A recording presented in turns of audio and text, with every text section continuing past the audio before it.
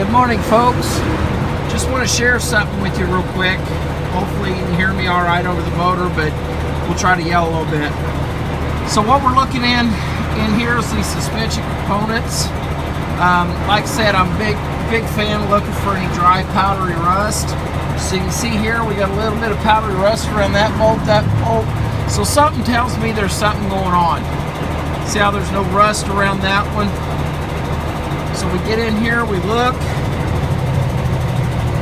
and see that one's loose, and those are tight, they're not moving.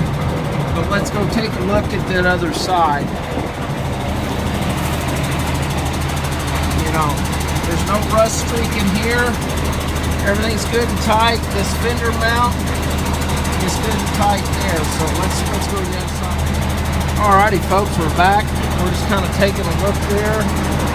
Everything's good and tight. No powdery rust. But we come back here on this axle. You see we got some good signs of good powdery rust. So what's that tell us? Something's moving around, okay? So we come in, we got this one loose, that one's loose, that one's loose, that one's loose. So we got 4 out of the 6. That one's good and tight. So 4 out of these 6 are loose. Now that. All right, so when we're looking at this, the only way this would be out of service is if there was extreme movement in the axle, or if we could get axle displacement.